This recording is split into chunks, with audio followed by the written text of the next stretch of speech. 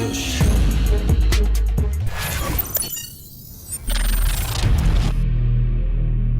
you deliver like you did tonight, what's going through your head?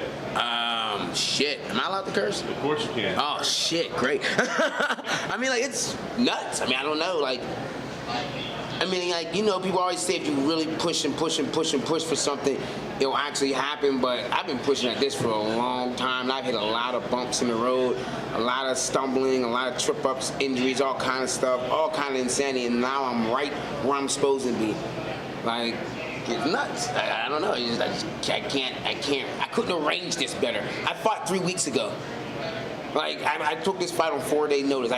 This is like some story shit. Don't make a movie about this. They will. I mean, when you take the fight, like you said, on 4 days notice, I mean, honestly, are you just like, well, we'll get into UFC and see what happens? Seriously, that's what I was thinking. Yeah. I was thinking, I have an 11-month-old. I have a family. I have a gym that I own. I'm like, yo, I'm just getting into the UFC. They're like, my manager's like, we'll give you a 4-fight contract. I'm like, oh shit, that's freaking smooth, perfect. I'll get into the UFC. I'm not one that likes to lose. I like to win at everything from checkers to fight, like anything. But I mean, I was gonna go out there and do my best, but I was still banged up. My body was still jacked up from 3 weeks. I fought 3 weeks ago. I mean, like, I went to the 3rd round, so I mean, I'm getting nicked and knocked and stuff. But I mean, like, but it was just go in there and just do the best you can do. And it was kind of weird. I mean, fighting my friend and someone I've trained with before, and someone that's so, like, people are scared. People didn't want to take this fight with him. There's a lot of guys like hiding behind the bushes and shit when they was calling him out like he's a boogeyman and shit. I'm not afraid of anyone, even though he's my boy. I really have to thank him. Thank you for taking this fight, because this changes my life for my family. He could have said no.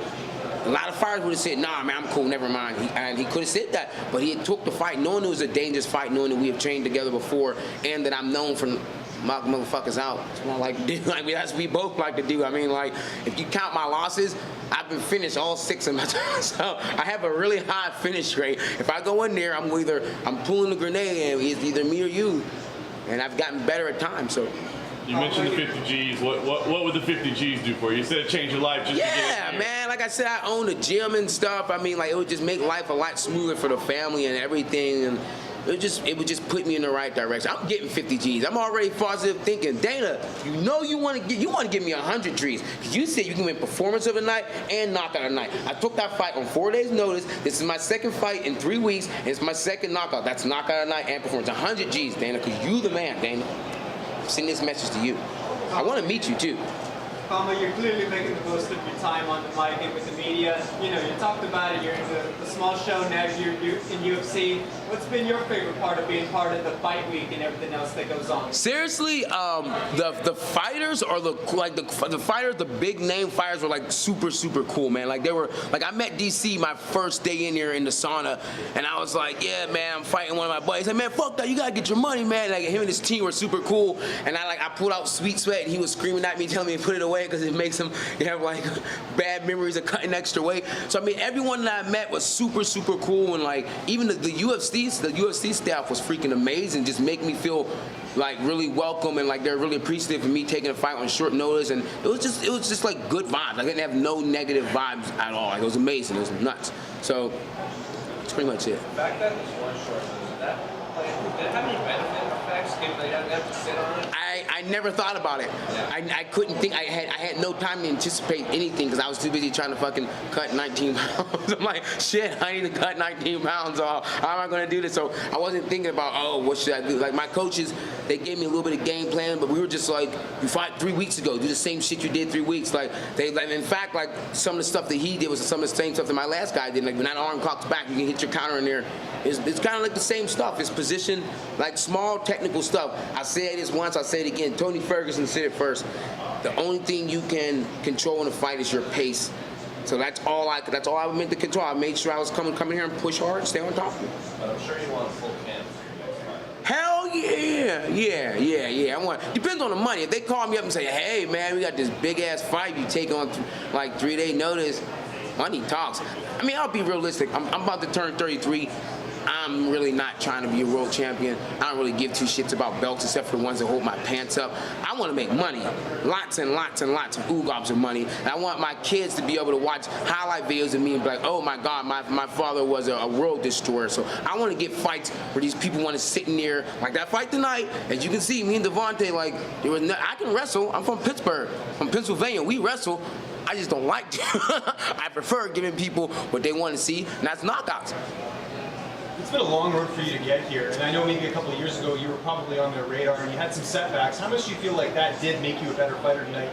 You know, just having a short notice situation and capitalizing. Oh yeah, I mean, like I think every failure in my life has brought me to this point. Obviously, because I'm here, like it's inevitable. I mean, it was weird. I just kept thinking like Thanos, man. I'm like, you can dread it, run from it, but destiny still arrives. I mean, like that's just how I feel. I'm like, there's been so many things that have happened, so many times where I haven't really been pushed to the front, and all kind of different stuff, and like bad weight cuts, bad fight, and then it leads to this. So I can't really get around it. Like I knew this was where I was supposed to be a long time ago, and I put it in my brain. I just kept pushing forward, and now I'm here. Like knockout on ESPN on 4-day notice. Like I think that's a record. I'm pretty sure that's a record. I'll have to check back and see, but I'm pretty sure that's a record. Some kind of record. Did you talk to Dana White after the fight? No, I want to meet you, Dana. I haven't had a chance. He was cool as hell at the weigh-ins. At the weigh-ins, I turned around to go shake Joe Rogan's hand. He like called me over. He like, come over this way. So I haven't had a chance to like sit down and actually talk with him and stuff. But I look forward to it. I told Joe I need to be on this show because I'm a philosopher. My brain is I'm way out there. I like to think differently. So I'm like Joe, if I got on your show, dude, we can get out there and get enlightened and shit. So he's like, it'll be soon. Joe, get me on your show. The people want it. Well, you're in the lightweight division. There's so many names in here. If you could have anybody, doesn't matter the numbers, doesn't matter whatever. Who are some guys you want to mix it up with? There's a couple of guys, I can't think of their names right now. Like, seriously. I'm not being an asshole when I say I would love to fight Conor McGregor. It's not a lie. Like, he's a freaking striking. I would love to fight, like, striking. Like, anyone that, like, pushes me outside of my boundaries, I think, can push me, like, to the next levels with my striking. I would love to fight them. There's a couple of other guys, too. I can't, like, my brain's in a million places. All I can think of right now is, like, the top-level guys right now. And I'm like, I'm a type of guy, I know how to take my time and get the things. I'm not gonna be like, oh, I want that guy. So even though Cowboy is fighting Justin Gaethje, and I would love to fight the winner of that shit because those guys throw heat. I mean, like, that would be the type of fight that I could anticipate blood, guts, and ass everywhere. So it would be beautiful to see it. But, you know, we'll see. There's two for me. One, what's the most enlightening thing you would talk about? The most enlightening thing we would talk about? We would talk about, or we did talk about? Parallel universes. I'm all about parallel universes. I think there's another Khama Worthy around here in another universe that's homeless. That took a different path and he's homeless. You mentioned your family and business and making money a lot. Once the kind of adrenaline of that win swept past you, what was the first thought that came to your mind? Oh, I was instantly like, I was instantly thinking like, oh, my baby girl's gonna be able to see this in like 4 years, and like I mean, I come from Pittsburgh, it's a small town and stuff, so like people always tell like, oh, I remember when your dad took this fight on 4 days. I can get knocked out in my next 6 fights and never do anything, but for the rest of her life, people will always come to like, I remember when you're. So I figured that'd be something cool for a kid to have, that immortal moment that like never dies, basically. I mean, like, I think it'd be a way for me to live on even after I'm gone. What'd you make for the fight 3 weeks ago? Huh? What'd you make for the fight 3 weeks ago?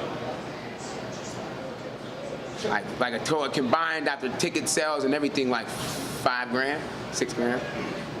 Now I'm about to get that 50 plus whatever I made on that. Let's go, Daniel, let's go.